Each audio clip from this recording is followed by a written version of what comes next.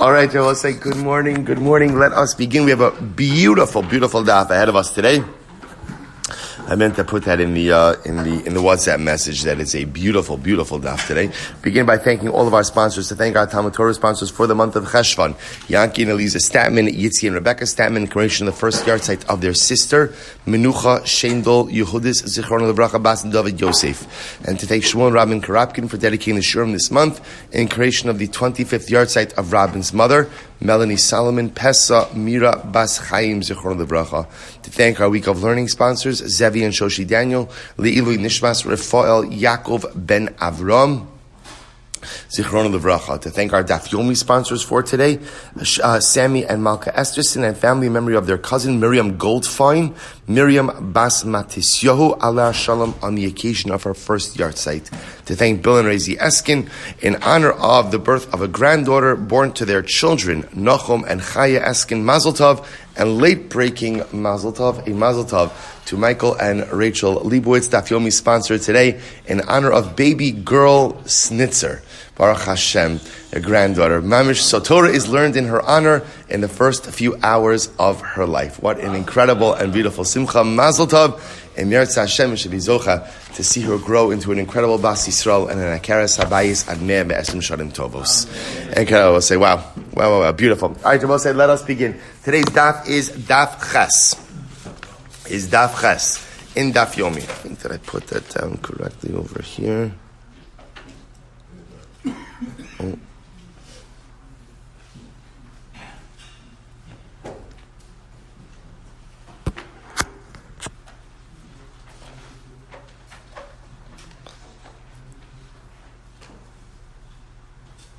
Okay, once Rabbi said, let us begin. We have a lot to do today, Baruch Hashem.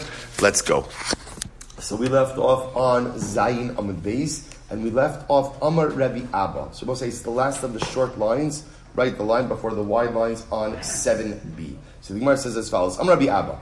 Rabbi Abba says as follows: Havakaimna kamed Rav Huna. I was once standing before Rav Huna. Shama lahach isasa da afkas karas Hashem levatala. And there was a particular woman who uttered the name of Hashem in vain. Uttered the name of Hashem in vain. So let's remember again, this was the sugi we were doing yesterday. So what happened? So the Gemara says, Shamta, v'sharla la'alter ba'apa. So we'll say, so remember again, Rabbi Abba said he was in front of Rav Huna. What did Rav Huna do to this woman? He excommunicated her, Shamta, v'sharla la'alter ba'apa. And then he released her from the excommunication in her presence immediately.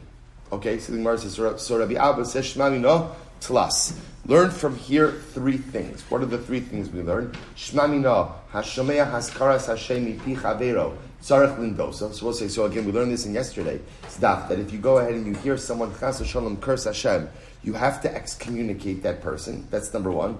Shema Mino, Nido B'fanav, In Matir La'ela B'fanav. Number two, we learned that if you go ahead and you excommunicate someone in their presence, you have to release them from that excommunication in their presence as well. That we also learned in yesterday's daf. Ushma mina ein bein nidwei lahafara v'lo klum. I will say this is very interesting. The third thing we learn is that halacha l'maisa, there's no minimum duration for excommunication. So in other words, that if you notice what happened in this case over here, this woman was excommunicated and then ultimately released from that excommunication immediately. So you see from here that the halacha is that when a person is excommunicated, as long as they're in that state for some amount of time, even a minimal amount of time, that satisfies the requirement. Incredible. So the Gemara, Amar Megiddo, Amar Rav, this is a beautiful Gemara. Talmud Chacham minada li atzmo umeifra li atzmo. Rav Gidol says the name of Rav, and Talmud Chacham has the ability to excommunicate himself and then to release himself from that excommunication. Now, the Ran points out over here something very interesting. If you look at the Ran is about 7 lines up from the bottom. Talmud Chacham minada li atzmo umeifra li atzmo, now 6 lines up from the bottom. Kasav Arash Mazal, the Davka Heicha Delo Havi Bar Nidui. This is talking about a case where the Talmud Chacham himself did not deserve excommunication. So we'll see exactly what this means. The Gemara is going to illustrate this with a case. It shows you exactly what it means. But Lamaisa, we're talking about a case where he doesn't deserve excommunication. He's choosing to place himself in a state of Shamta excommunication. The same way he placed himself in that situation, he also has the ability to what? To release himself from that situation. Good. So they go back to the Gemara. So the Gemara says, Pshita, That's obvious. So Ma'aditin will say, what would you have thought? Will say such a profound Gemara. Ein chavash matiyas atzmei beis asurim. I would have thought that the truth is if he excommunicates himself, he cannot release himself. Why? Because we'll say there is a principle that the person who is incarcerated cannot release himself from his own incarceration. Ein chavash matiyas atzmei beis asurim, which I will say is a profound statement that Chazal often used to explain the following dynamic, that sometimes a person, life is this interesting dialectic, that on one hand, the buck of my life stops with me, and therefore, I am responsible to get my life on the rails, if it's gone off the rails. And I cannot outsource my success or the responsibility of my success to anyone else. If I succeed, Baruch Hashem, because I've taken the reins. And if I fail, the responsibility for the failure is mine. That's despite the fact the reflexive reaction in moments of failure is to deflect. At the end of the day, the responsibility for my life rests with me. That being said, Chazal also recognized that sometimes I am too enmeshed in my life to be able to see my life objectively, and as such, have incredible difficulty finding solution to my own problems. That's the expression, Ein chavush matiras asmo mibeis hasurim. The person who is in jail often can't find a way out of his own prison. So even though I'm responsible for my life, I will say, and this is such a profound, so we all know this, because we all live this. There are some times in life where I'm experiencing something, and because I'm in it, I cannot see a way out of it. I can't, and that's what I'll say, that's why we all need people in life outside of us to be able to reach out to for guidance in times like that. So I would have thought, Sigmar's using this over here, I would have thought, if you put yourself in shamta, you can't get yourself out. Kamash malon, no, you can. Kamash, you can. I'll say, but a very profound statement. Sometimes in life, I need someone outside of me to be able to help me navigate out of the complexities of my personal situation. So I'll say, what's the case? So what's the case of a Talmid Chacham excommunicating himself and then releasing himself from the excommunication? Allah says incredible. Listen to this. When a particular student in the yeshiva would require excommunication. And Allah said, by the way, it happens. It happens that sometimes even someone in the yeshiva requires excommunication. So what would happen? So Marzutra mishames nafshe beresha v'hader mishames bar beirav. Both listen to this. Before Marzutra would go and excommunicate one of the Talmidei Chachamim, what would he do? He would first place himself in a state of excommunication, which I will say is such a profound idea.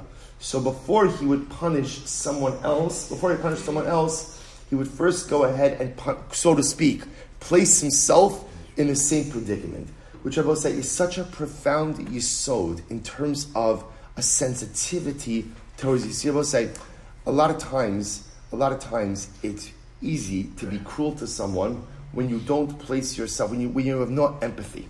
Right? If you have no empathy, you can act in cruel and unusual ways towards other people. But if you're empathic, right? If you're able to feel what someone else is going through, if you're able to put yourself in someone else's shoes, then suddenly you relate to them dramatically differently. So Marzutra now has to excommunicate someone. It's possible to be cruel and detached. So what does he do? Before he does anything to someone else, he places himself in that very situation. Because I want to feel what that person is going to go through. If I'm able to put myself in that same circumstance, then I'm able to deal with it more compassionately. I must say it's incredible, such a sensitivity. So he places himself first in Shanta, then he goes ahead and excommunicates the student. Then I will say, then what happens is incredible. Then when he would go home, Marzutra, Shari Lenafshe, he would release himself from the Shamta before he walked into his house. V'hadar Shari Le, then he would release the other student who he placed in excommunication. I will say, now why did he have to release himself from the Shamta before going home? Because if you're under Shamta, your family members can't interact with you. Right? The Ran points this out, was the last line of the Ran, I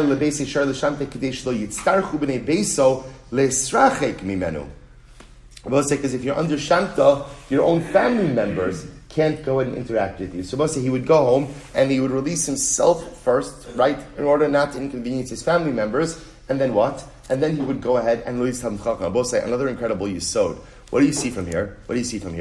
Sometimes, Rabbi say, for whatever the reason, we often have the ability to be much kinder to other people, and we take certain liberties with kindness when it comes to our own family. It's just an interesting idea. We see this in life. Sometimes we hurt the people closest to us in ways that we would never hurt other people. We say things to people who are closest to us in things that we would never say to other people. Chesed starts at home. Chesed starts with your own family members. Kindness, empathy, everybody loves chesed because when you go out and you do chesed, you feel good. If I'm nice to my family members, that doesn't feel so good. It's I'm obligated to do it. I always tell this story. Remember when they had, where did we go to clean up after the hurricanes? Remember? Seagate. We'll say, remember, what hurricane was that? Was that Sandy? Remember after Hurricane Sandy, we got buses, right? Buses from Baltimore went to clean up and it was this. And I remember, my wife said, it's beautiful that you're going to clean out someone else's house. Perhaps, we could do some things here, right? And I'm like, no way, to get onto a bus and go to New York, and we're there, and we're getting lunch, and it's fantastic, and we're shoveling schmutz, and all this is great. I come home exhausted, it's kind of a solid point. It's actually a solid point. There's probably some stuff to do over here before we get on buses and drive around. But again, it feels good, like you're like Superman, going out and going to save the world.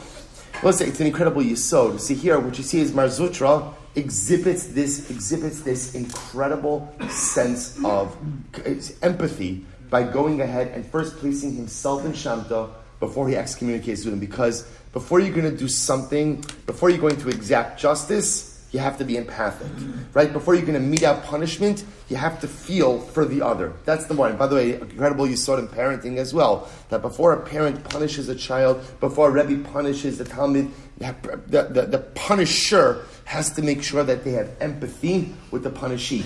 If that's the right word, right? The punishee. That's lesson number one. We'll say lesson number two is as much as you have to be empathic and compassionate with other people, empathy, compassion, rachmanas, begins first with your own family. Mar Zutra first releases himself because, again, he doesn't want to inconvenience his mishpacha. Then he inconveniences Then he releases. Thank you, the other individual. Incredible. We'll say such incredible gemara here. From Gidon Rav, top of Ches. Minayin shenishbain l'kayim es mitzvah. How do you know that you're allowed to swear to perform a mitzvah? Now, both say. This is an interesting idea. In other words, Shvuah, remember Shvuah? We saw this already on Gimel Amud Beis in Nedarim. Shvuah is a din in the Gavra versus Neder on the Chafza. So how do we know that I'm allowed to swear to perform mitzvah? So what does this mean? I could take a Shvuah. I could say, I swear to put on tefillin today. I swear to keep Shabbos. I swear to go. How do you know that you're allowed to swear to take a mitzvah, to make a mitzvah? Shenemar nishpati va'akayema l'shmar mishpatei tzidkecha. Because David HaMelech says, the Kapitel Kuf Yutes 119, literally, I swore va'akayema to uphold, to go ahead and observe mishpatei tzidkecha. So David HaMelech essentially is saying I swore to perform your mitzvos. So you must say, 1 second, how can you swear? V'halo mushba va'omed nehar Sinaihu. But 1 second, I will say there's a concept that if you're already under oath to do something, you cannot go ahead and take another shvuah. In other words, so I'm already under oath to do mitzvos. Where am I under oath? We took an oath at Har Sinai. Na'aseh v'nishma was a form of a shvuah. So therefore, I'm already under oath to perform mitzvos. If I'm already under oath, then why am I allowed to go ahead and take another shvuah, take another oath? So I'll say this is incredible. Ela hakamash malan the shari leile inshi lizaruze nafshe. So Rabbi say, what do you see from here? First of all, if you take a look, I should say, if you look at Rashi, Rabbi say, okay, the Mefarish on the right-hand side, so Rashi says over here, what's the oath? Where am I under oath from Har Sinai? So Rashi says, Dichsev v'shinamtam ditzarich adam l'shanos b'torah l'shnach rina v'alo musha v'omer Har Sinai dichsev lo yomosh sefer haTorah hazeh. So it's interesting. Rashi quotes two possibilities. Either vishinamtam. Now remember again, vishinamtam. It's really vishinamtam levanecha. You will teach your children. We see that as the mitzvah of chinuch. But in fact, the Gemara actually subdivides that. There's vishinamtam, which is an idea that the person has to be well versed in Torah, which makes sense because you can't teach your kids unless you yourself first know. So v'shinamtam, or again, he quotes the pasuk from Yahushua, lo yomush hasefer Torah ze'epicha. Okay, in any event, the point the Gemara says, well, how can you go ahead and take a shvua? You're already under oath. To which the Gemara says, hakamash malon to shari leinish lizaruzei nafshi. What do you see from here? That a person is permitted to take an oath in order to give themselves zrizos. So we'll say some overlap between our Mesilas Yesharim world and our Daf Yomi world. We'll say that you see what's the point of a shvua? Lizaruzei nafshi. The point of a shvua will say sometimes I need a little bit of like a push.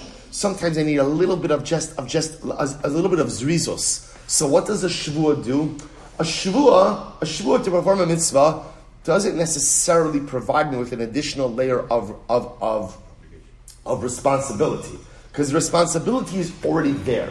So what does the shvua provide me with? A boost of zrizos. The shvua says, come on, get it together. Move yourself forward. I will say, so Reb Tzaddik says something we haven't done Tzidkas HaTzadik in a little while.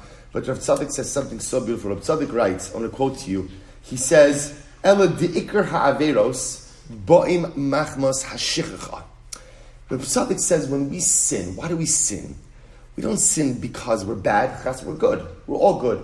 We don't sin because we don't care. Because we care a lot. We don't sin because we don't love Hashem. We love Hashem incredibly. So why do we sin, says Reb Tzaddik? Because of shichacha. Because we forget. It's a lapse of awareness. I forget my responsibilities. I forget my obligations. That's why I end up sinning. And Reb Tzaddik says, and sometimes, listen to this, afilu zocher b'moach, mikamakom ina zocher b'leiv. Wow. Reb Tzaddik says, sometimes I remember intellectually, but I don't remember in my heart. The reason I commit averos is because I forget about who I am, and what my responsibility in this world is. He says, he says, because if I remember in my heart that there's HaKadosh Baruch Hu, if I remember in my heart what my responsibilities are, I would never forget. Therefore, v'zo to'eles b'shvua. So what says Reb Tzaddik, what does it mean that I'm allowed to take a shvua to perform a mitzvah? Because what a shvua does is a shvua prevents me from forgetting. We'll say, isn't that incredible? Isn't that incredible? That halacha l'maisa, says Reb Tzaddik HaKohen, I commit averos because I forget. A shvua prevents me from forgetting. Sometimes I just need something to push me to remember my obligations in my heart, who I am, what I'm capable of becoming. I should remember it on my own. There's a lot of things I should be doing on my own. But lamaisa, sometimes I just need the shvua to be able to help me forward. We'll say one more piece. Let's just finish this second, then I'll go back and take one other piece. Amarav Gidel, Amarav. I was going to say so much to do on this particular piece. I'll just tell you one more additional piece. So the Kotzker says something amazing. The Kotzker writes, he says, actually, let's go a little bit weiter. V'amrav Gidel, Amarav. Homer, Ashkim, we'll get to the end of this and then I'll show you the Kotzker. V'amrav Gidel, Amarav. Homer, Ashkim ve'eshna perek zeh. We'll say this is very lemaisa for us. Let's say a person says, I'm going to wake up early in the morning, right, and learn this particular parak. Ve'eshna mesechta zu. Right? So isn't this incredible? I'm going to wake up early to learn a mesechta. Okay, I'm going to learn a mesechta. So the Gemara says, zu neder godel nodar lelokei Yisrael. So listen to how beautiful this is. We'll say, how incredible shaykh is this for us? Person makes a neder, right? A person says, I'm going to wake up early in the morning to learn Daf Yomi. I'm going to wake up early in the morning to learn this mesechta. And a person says it as a neder. Now, we'll say, he doesn't really mean it. The Gemara doesn't mean a lashon neder. How do you know the Gemara doesn't mean a lashon neder? Because you can't make a neder like this is not a neder. Why? We'll say, let's go back. What does the neder devolve upon? An object, right? Really, what he means over here is, what is a person making? A shvua. So we'll say, a person makes a shvua. I'm going to wake up early in the morning to learn a mesechta, to learn Daf Yomi. Then what? Zu neder gadol neder lelokei Yisrael. This is a great neder, a great thing that a person has promised. Rabbi say, by the way, do you hear this? The Gemara is telling us that what we do every single morning is a great accomplishment. Rabbi say, sometimes you do things in life and you wonder to yourself, is this really the right thing to do? Right? Sometimes, especially when you're operating on very few hours of sleep, right? That thought is persistent in one's mind, right? Is this really the right thing to do? In other words, maybe I should learn a little bit later, be a little bit more relaxed, be a little bit more rested, I'll get a chavrusa later on, or something else later on. Is it really the best idea to wake up early in the morning to learn HaKadosh Baruch Hu? So I will say, if you ever had any doubt about what we do day in and day out, whenever you have doubts, Nedarim, Ches Amot Aleph. Ha'omer Ashkim ve'eshne perek zeh, eshne mesech tezu. Person, I will say, by the way, it's dafka these words. I will say, why? Why does the Gemara frame it as I'll get up early in the morning? I will say, because you know the best part about going ahead and learning early in the morning, the best part is there are no distractions. There are distractions, but only if you allow yourself to get distracted. There are no natural distractions, right? No one's getting calls from the office yet. There might be other things that have. I'm saying, but lamaisa. This is why Chazal choose this example. There is no better time in the day than to learn than 5:45 in the morning, because nothing else is going on in life. The rest of the world is asleep, and when the rest of the world is asleep, you could have an hour of nachas ruach, an hour of quiet, to be able to focus on my Torah, my relationship with Hashem. So the Gemara says, you find the courage to do that? You find the courage to give up your sleep, to learn a Masechta? Harizu neder gadol, nader lelokei Yisrael.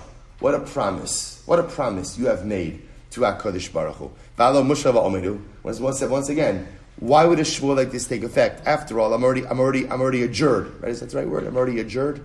Right? I'm already under oath. Right? I'm already under oath to go ahead and learn Torah. So say the Gemara says, listen to this. Ultimately, again, but one oath can't devolve upon another oath. So therefore, what would be the impact of taking this shvuah to learn a Masechta every single morning? So maybe you'll say again, because what's the point of taking this oath? It's to give myself an extra push to do it. To which the Gemara says, Hanadrav Gidol, Kamaisa. We already learned that. Kevan di boy pater nafshe b'kriyas shma shachris va'arvis mishum hachi chayil shvu alav. So we'll say this is very interesting. Although I have an obligation to learn Torah each and every day, technically speaking, the Gemara is suggesting one could go ahead and fulfill that obligation with kriyas shma. Right, Abba, say every day I have an obligation to say kriyas shma in the morning and the evening. Kriyas shma is a section of Torah.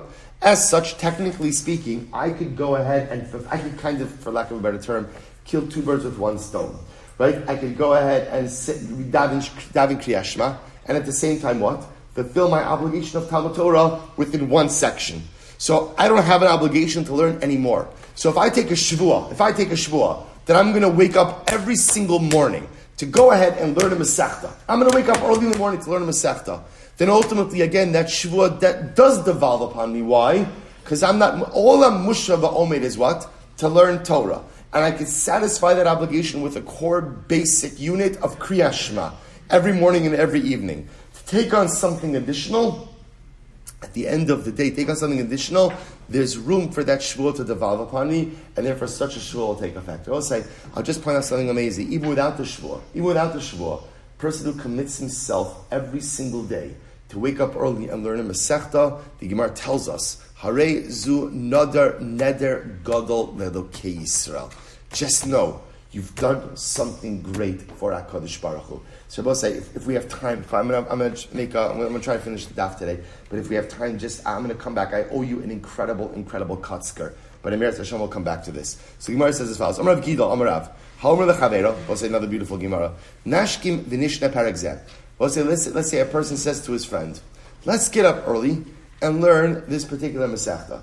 So a person says to his friend, either he's saying, let's come to a shir together, or he's saying, let's learn bechavrusa together. But let's get up early in the morning and learn together.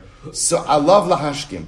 But say, get ready for this. The person who made the suggestion has the primary obligation to get up first in the morning. In other words, both say, so what the Gemara is saying is, so I go over to Reuven and say, Reuven, hey, great idea.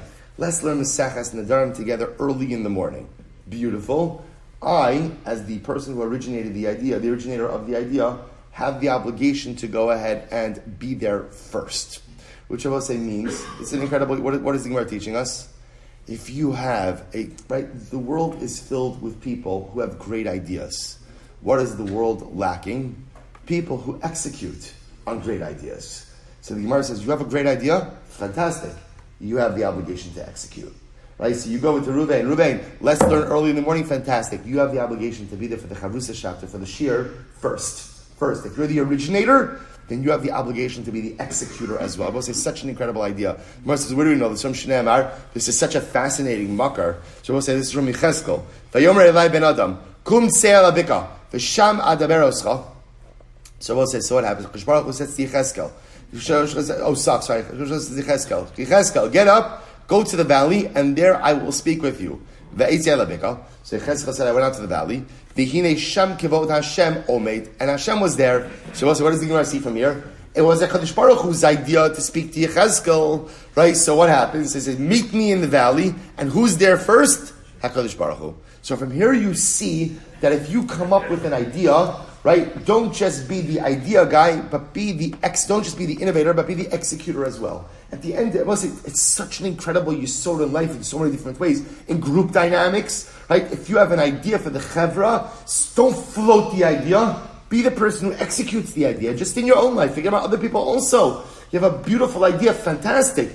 Don't allow ideas to remain locked away in that great closet of idea that is filled with so many beautiful ideas, goals, and aspirations. If you have something good, find the courage not just to imagine it, but to execute on it as well. I'm Refoel Yaakov. So I'll say another Gemara. Incredible. So much good stuff here. Nidu b'chalom. Listen to this.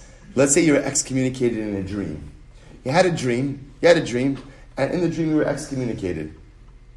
So we'll say, what's the halacha? Sarich yud b'nei adam lahatirlo. So we'll say, you need 10 people to go ahead and release you from that. And I both say, if you take a look at the Ran for just a moment, this Ran is 5 lines up from the bottom. Nidol b'chalom sarich asar b'nei adam lahatirlo, lefi she'efsher sheb'shlichos hamakom nisnada, ulefichach sarich asara lahatiro sheshchini oram. So we'll say, here's the case. I had a dream. And in my dream, I was excommunicated. That's the dream. Now I will say, who was I excommunicated by? Let's assume for a moment right now I had a dream that HaKadosh Baruch Hu excommunicated me. Chas v'shalom. So what do you have to do with that? So the Gemara says you have to be concerned that perhaps that dream is a message from Hashem. So I will say, this goes back to the 9th chapter of Maseches Brachos, which we're going to reference on the beginning of Amud Beis, which is, what is the impact or the message of dreams? Do dreams have meaning, dreams not? So remember again, in the sugya of dreams, there are 3 schools of thought. School of thought number 1, dreams are absolutely meaningless. School of thought number 2, dreams are absolutely meaningful. And then school of thought number 3, which is kind of like a hybrid model. Every dream has meaning, but also has nonsensical, meaningless parts as well. So the Gemara says like this: if I have a dream that I've been excommunicated, HaKadosh Baruch Hu excommunicated me in the dream, that's serious. And it's possible that HaKadosh Baruch Hu is communicating to me that I've done something which has landed me in a spot of divine excommunication. Chas v'shalom lo'olin rachman al-islam. So what do I have to do? I have to get up, convene a group of 10 people. Why 10? We'll say 10 is a minion. And the Shechina is shoreh in a minion. The Shechina itself, the divine presence, rests within any group of, we saw this Smichas Chaver, remember Sechas Brachos, the Shechina goes ahead and rests in any assembly of 10 people. The Gemara said, but not any 10 people, but who? The Tanu Hilchasa. Only people who learn halacha, specifically Gemara. Ava masnu v'lo Tanu. So we'll say, there's actually machlokes how to translate this. Interesting enough, the Ran understands this as masnu as people who teach Torah, Tanu is people who learn Torah, but ultimately then the Ran goes on to explain, no, it refers to people, Tanu means people who learn Gemara, Masnu means people who learn Mishnah. So in other words, the 10 people can't be any regular 10 people, you need serious Talmidei Chachamim. I will say, watch this. Ava masnu v'lo Tanulo, but if you only people who learn Mishnah, but not Gemara, that's not enough. So we'll say, but if you don't have people who learn Gemara, learn Halacha, then fine, you could assemble 10 people who learn Mishnah. And we'll say, now watch this. We'll say, what happens if you don't even have 10 people who learn Mishnah? Let's say I'm in an area where just there aren't people who really learn a lot, or they learn, but they learn Chumash or Mishnah. So I can't even assemble 10 people who learn Mishnah. What do? We'll say, get ready for this. Lezel v'leisiv aparshas drachim. The Yosef Shama Lebeyud. So we'll say, stand at the crossroads, give shalom aleichem to to 10 people. The crossroads is because there's pedestrian traffic. So give shalom aleichem to 10 people. Admikli le'asara digamri hilchasa. So we'll say, and get, in other words, say shalom aleichem, get shalom aleichem back from 10 people, and that will hold you over until you're able to assemble a group of 10 to ultimately, again, annul the excommunication, to annul the shamta.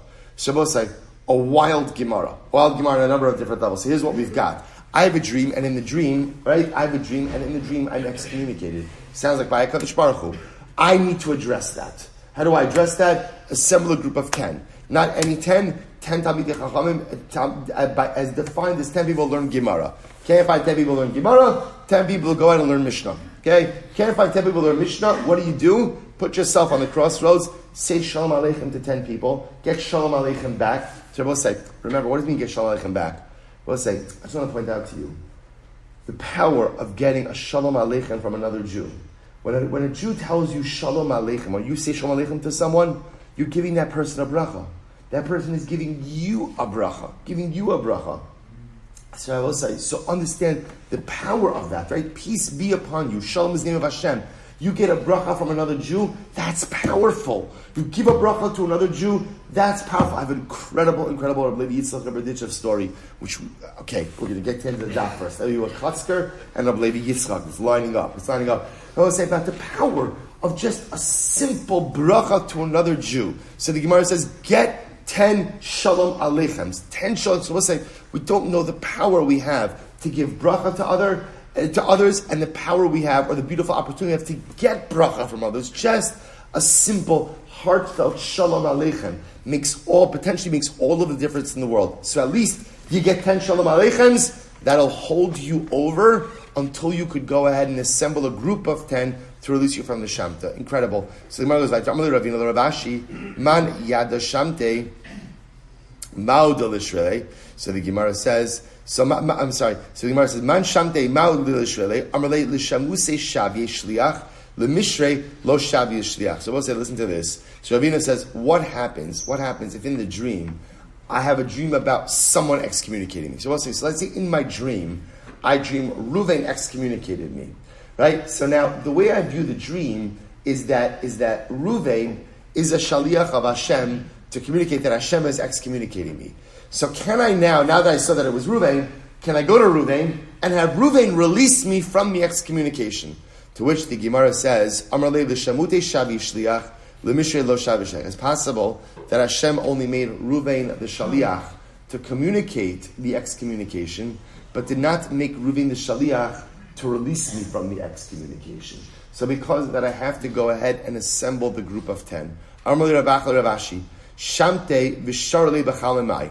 Both say, what happens in my dream? If I have a dream that I've been excommunicated by Hashem, or in other words, someone's releasing me excommunication, but I've also been released. So in the same dream, I was excommunicated and then released from the excommunication. What do I do now? Amrli, so both say again, so Ravashi said, the same way that grain always has chaff, amud beis, so too every single dream always has sensible and non-sensible parts, sensible parts to it. In other words, both say, so the concern over here is like this. In any given dream, I don't know what's real, what's not real. So if I have a dream in which I was chas v'shalom excommunicated and then released from excommunication, the problem is, for all I know, the excommunication may be real, and the non-excommunication, and the release may not be real. So because of that, I still have to go through the process of release from the excommunication. Incredible. Ravina Havele Nidra Lidvisu. It's mostly interesting. Okay, transitioning a little bit over here. So Ravina had a situation where his wife took a neder. She took a neder. So I'll say, so now Ravina wants to now. It's interesting. Normally, a husband has the ability to release his wife from a vow. So the Ran goes ahead and points out over here one of two things. Right? It's Ran and Rashi. Rashi points out over here is that maybe his husband only has the ability to revoke the vow or to annul the vow when halacha l'maisa, it's the day that she made it. Right? Or the day that he hears it, I should say. So it could be the day went by and he didn't take advantage of it.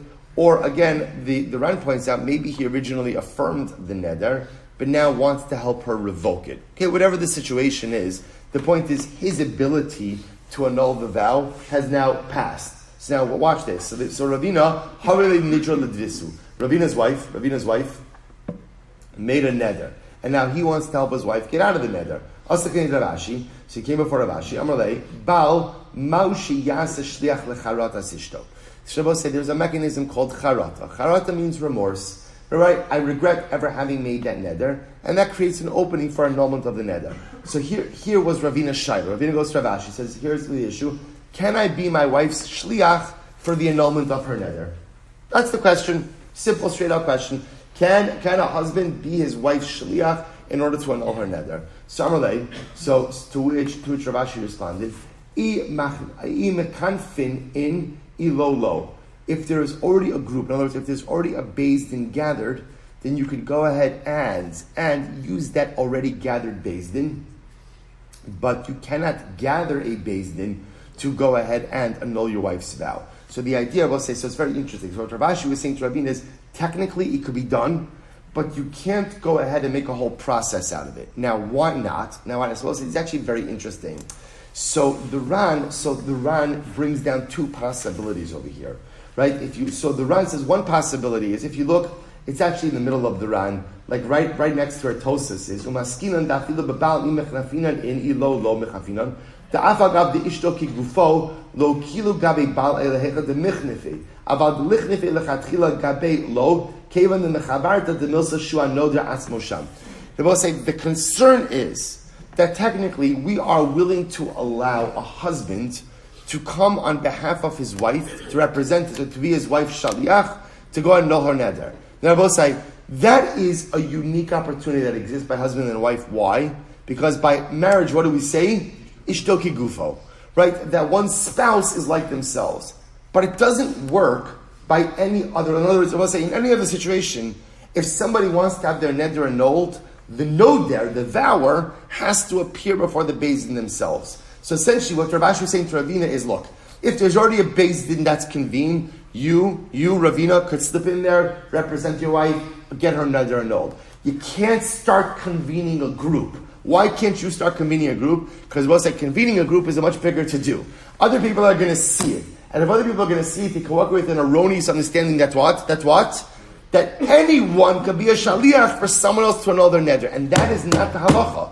This is a unique opportunity that a husband has for his wife that does not apply to any other relationship. Therefore, the Gemara says, Shema Mina plus. We learn three things from here. Shema Mina, Baal Nasa Shliach Lecharot Asishto. Number one, a husband could become a shaliach for the remorse of his wife, which I will say is such a profound statement in and of itself, that a husband is a shaliach for the regret or the remorse of his wife.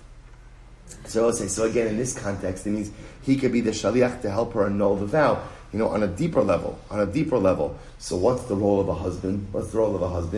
To ultimately be a source of support for his wife in times of pain and in times of difficulty. Husband's shaliach lecharotas ishto. When my wife has charata, when my wife has remorse, when my wife has difficulty, when my wife is undergoing challenges, I'll say the job of a husband is to be the rock. The job of the husband is to be a support, right? Everyone likes to be engaged in relationships when things are going well. But sometimes when there's times of difficulty and times of challenge, it's incredible to see how often a husband checks out. I can't do it, right? I can't be the emotional support. We have to get someone else. Have to find someone else. What are you talking about? That's the whole job of a husband. Right? The job of a husband is not to go ahead and hold his wife's hand when times are good. That is his job. But the Bible said that's easy, that's enjoyable, that's pleasurable. When is the real role of a husband? In times of crisis. Bal shaliach lecharotas ishto. In times of charata, times of difficulty, in times of pain. That's when a husband has the obligation to be his wife's shaliach. That's number one. Shema Mina, lo shar l'mishnei nidra, b'asad rabbe. This is fascinating. I will say, now technically speaking, a Talmud Chacham has the ability to go ahead and release a person from a vow. And I will say, so why can't Ravina, in the role of a Talmud Chacham, forget about a husband, in the role of a Talmud Chacham, release his own wife from her vow? Not her husband, it's Talmud Chacham. Why? Because Ravina lived in the locale of Ravashi. Rav Ashi was his Rebbe. Rav Ashi was Ravina's Rebbe. So in the locale of if you're in proximity to your Rebbe, you can't go ahead and release people from vows. Ushmamina, the Gemara says, Kima kanfin shaper dami. And Rabbi say, what else do you see? You see that halacha l'maisa, if there is already a beis din that is gathered, a husband is able to be his wife's shaliach to release her from her vow. Incredible. And Rabbi say, this is all by releasing from vows. The Shamta, Rabbi say, what happens if a person is under an excommunication ban, and now we want to release them from the excommunication ban? Afilu ba'asrei d'rabei v'yochid mumcha shari Shamta. Rabbi says, very interesting. To release a person from excommunication, even a student in the presence of his Rebbe, is permitted to do that. And even a yachid mumcha. Yachid mumcha means an individual who is an expert in these matters is permitted to release someone. I will say, now it makes a lot of sense. Why? Because Shamta represents a person who's in a state of pain and discomfort. When it comes to relieving someone's pain and discomfort, existential pain and discomfort, so a student does not have to go ahead and be, not subservient, doesn't have to bow, so to speak, to the Rebbe. In other words, it's an incredible idea. So when it comes to releasing from a neder, so again, that a student should be mindful of the kavod of his Rebbe, and a student should not engage in this area of halacha when his Rebbe is present. When someone's under a ban of excommunication, and now we can release them, so we're not worried about the student-Rebbe relationship. We're going to get the person out of that complicated state, which will say something amazing. Essentially, when a Jew is in pain, and you have the ability to release them from that pain, all other cheshbonos go out the window. You do what you have to do to release another person, to release another yid from their pain. But my Rebbe's here. Don't worry about your Rebbe. Don't worry about the Rebbe. Just get the job done now. Incredible. I'm going to Bar Zvid. I'm going to be Yitzchak Bar Tabla. I'm going to be Aricha. Debei Rabbi Acha. I'm going to be Zera. I'm going to be Lazar. I'm going to be Chanina. I'm going to be Yasher B'Shed Rabbi Yehuda Bar Eloi. It's like the Hadrons over here, right? So let's say, good. So let's say, good. All these people said, Ma'in Dichsiv. What's the meaning of the following statement? Rabbi say, "V'zarcha lachem yirei shemi." Hashem is talking. So we'll say the Gemara quotes the pasuk, beautiful pasuk from Malachi. So literally, again, it says, "V'zarcha lachem yirei shemi." So it will shine for you those who revere my name. What will shine for you? Shemesh tzedakah.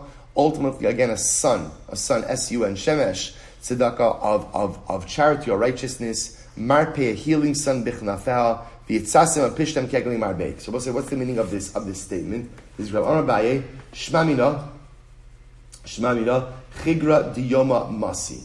I will say what you see from here, literally again, I will say, if you look at the Ran, it's actually beautiful.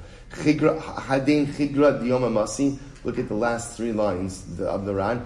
Ava Kanira Bechamo Kishinichneses Derechalon Kari Chigra. So I will say, the Gemara is calling it the sun particles. The truth is, it's not really the sun particles. It's the particles that you see floating in the air when the sun shines through the window. So that's not really sun. They call it sun particles, as whatever dust particles. But those particles have restorative healing powers. So the Gemara says that's the lashon over here. The sun has restorative powers. So the Gemara says, "I'm Rabbi Shmami Nachi Good Yamasi." The Amar, because the say he argues on the interpretation of Reish Lakish. How does Reish Lakish interpret this pasuk? Get ready for this. The Amar Ein Gehenim leOlam Haba. Everyone saying, now let's translate this phrase very carefully. There's no Gehenim in Olam Haba. Now, what does that mean? Look at the Ran. Ein Gehenim leOlam leAsid Lavo. The Ran says, Lav la'achar misa kamar. This is not talking about what happens after you die. Devadai ika Gehenim leRashayim. There is most certainly Gehenim, right? Just like there's Olam Haba after we die, there's also the possibility Chashem of Gehenim after we die. Ella, this is incredible. Ella, la'asid lavo. This is talking about the Yemos HaMashiach, the Messianic era. So la'achar tchias hamesim ka'amar, after resurrection of the dead. Rabbi say, so watch this. This is incredible. Rabbi say, we spend so much time in Ksuvas talking about again who's resurrected, how they're resurrected. So the Gemara here has a different approach. The Gemara says, "La'achar tchias hamesim kamar sha'osin rishayim shahayu lecherpos the diraon olam k'dichsiv b'Daniel lo yunidonim b'gehenim ela b'hai dina shakadosh baruch hu yotzi chama min artika kedei shiyu elu mitzdarin v'shisar ben tzedakah." Let's listen to this. The Gemara seems to indicate like this: Mashiach comes, the Rishonim experience some level of resurrection as well. It's incredible. But I will say, let me tell you, outside they won't see it inside. But in the resurrection of the Rishayim, why are they resurrected? They're resurrected because their judgment comes in this world. So you will say, after a Rasha dies, his din, his judgment takes place in Gehenna.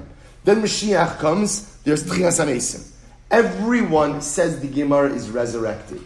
But the judgment of the Rishayim continues in this world, in this resurrected world. And how are they judged? Rabbi say, get ready for this. Go back to the Gemara. Ela Kadosh Baruch, that's what it means. Amar ein Gehenna le'olam haba. When Mashiach comes, the Rishayim are resurrected as well. They come back to this world. They're taken out of Gehenna, resurrected, come back into this world. And what happens? Ela Kadosh Baruch hu motzi chama min atika. In Yemosah Mashiach, Kadosh Baruch hu unsheaths the sun. He takes the sun out of its casing, which seems to indicate to us that the sun will be stronger in the Messianic era. And what happens? We'll say, now what happens with this intense heat? Tzadikim misrapin ba. The tzadikim are healed by the restorative, strong rays of the sun, or Rishayim nidonim ba. And the Rishayim are judged through this same heat of the sun. Shene'emar, v'zarcha lachem yirei shmi shemesh tzedaka umarpeh. Because the pasuk says, Hashem says, the Navi says, that the sun will shine for you, those who revere my name, a sun of righteousness or of justice, of judgment, and of healing. So we'll say, isn't this incredible? So in Yemosah Mashiach, when there's resurrection, everyone is resurrected. And the Kadosh Baruch Hu takes out the sun in its full intensity. And it's those rays which heal the tzaddikim, which I will say is interesting. What are they being healed from? So we'll say, the great unknown of Tchias HaMesim is what? What's the great unknown? Is how do you come back? Right? Do you come back in the state in which you died? Do you come back as a young person? How do you come back? So the Gemara seems to indicate over here, the Gemara doesn't indicate over here. All we know is that when you come back, ultimately, again, there's healing that has to occur. The tzaddikim are healed by ultimately, again, the rays of the sun. And the Rishayim are judged. The Rishayim are judged and are afflicted by those very same rays. Incredible. Not only are the tzaddikim healed by those rays, but the tzaddikim have the ability again to derive incredible pleasure and enjoyment from those rays. Shene'emar v'yitzasem upishtam ke'eglei marbek v'arishayim nimdonim ba shene'emar hine yom bo'er katanor. Because also the pasuk said that day will come, Messianic redemption will come, Tchias HaMesim will come, and the sun will burn like an oven. So we'll say just this incredible idea. Incredible idea that halacha l'maisa, again, Messianic era, the same sun that heals the tzaddikim, ultimately again will go ahead and judge the Rishayim. We'll say in the 2 minutes we have left. I don't have time for Rabbi Tzaddik, but I'll just tell you the Meister Rabbi Yitzy of Berditchev. There's a story of a chassid that once came to Rabbi Yitzchak. And he came to the Rebbe, we'll call him for illustrative purposes, Yanky. Right, so Yanky came to Rabbi Yitzchak each and every year by Elul to get a bracha for Ksiv v'Chasima Tova. The story is told that one year Rabbi Yanky comes to the Rebbe, and he shows up to the Rebbe, and comes first day, comes to the Rebbe, the Gabbai won't let him in to see the Rebbe. Rabbi Yitzchak can't see you today. And he comes back the second day, this process repeats itself a number of times. So finally, it's just a few days before, a day before, 3 days before Rosh Hashanah, and Philip can't get in to see the Rebbe. He wants desperately to go home to his family, but how do you go home to your family without a bracha from Rabbi Yitzchak of Berditchev for Ksiv v'Chasima Tova? So he decides, you know what? I'll spend Rosh Hashanah in Berditchev. I'll stay here. Stays Rosh Hashanah. The Rebbe won't give him the time of day. So he goes, finally after Rosh Hashanah, he has no choice but to return home. He's making his way back home. He stops at an inn. Every good Hasidic Maisa occurs at an inn. Right? So he comes to an inn, sitting with the Hasidim. Again, on his way home, the Hasidim see that Rabbi Yanky is so dejected, so tzibrach, and so downtrodden. You see, Yanky, what's wrong? What's the problem? So Yanky tells the whole story. Every year I go to the Rabbi Yitzchak for a bracha of a ksiv v'chasima tova. A bracha just for a good year. This year I went, the Rebbe wouldn't even give me the time of day. I'm so upset. So Yanky, don't be upset. They say, the Hasidim say, Chevra, let's make a l'chaim to Rabbi Yanky. And one by one, each of the Hasidim there make l'chaim Rabbi Yanky, l'chaim Rabbi Yanky, l'chaim Rabbi Yanky. They each give him this beautiful bracha. So what happens? By the end of the night, Yankel's feeling pretty good, right? A lot of l'chaim, he's Baruch Hashem. He decides, you know what? I have time. I'm going back to Berditchev. to try to see the Rebbe once more. Turns himself around the next morning, goes back to Berdichev. He walks in. Who's waiting for him at the entrance of the base medrash? Rabbi Yitzchak of Berdichev. The Rebbe says, Yankov, I'm so happy to see you. And the Rebbe brings him in, gives him a beautiful bracha, and says, Yankov, go home to your mishpacha. It should be eksiva, chasima tova, gmach. It's a beautiful year. So Yankov is flying out. He says, Rebbe, just before I go, can I just ask you, what's going on?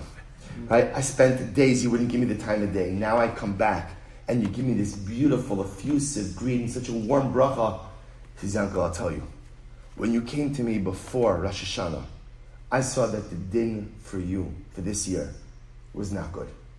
And I saw that there was nothing in my power that I could do to change it. Nothing I could do to change it. And I didn't have the heart to face you. I didn't have the heart to talk to you. I didn't have the heart to tell you what was going on. So I figured just better if I just don't say anything. But then you went to that inn, and you received bracha after bracha, l'chaim to life, l'chaim to life, l'chaim to life. And all of those simple Jews gave you the most heartfelt, beautiful, simple, genuine brachas, Yankel, that changed your gzar din. You went from Misa to Chaim. You went from Onish to Schar.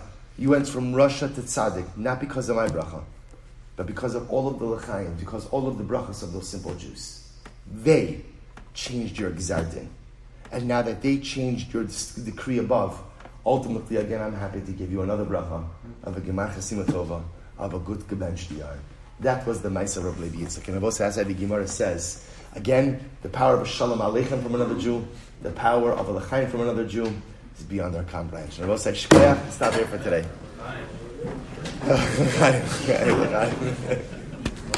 Little early.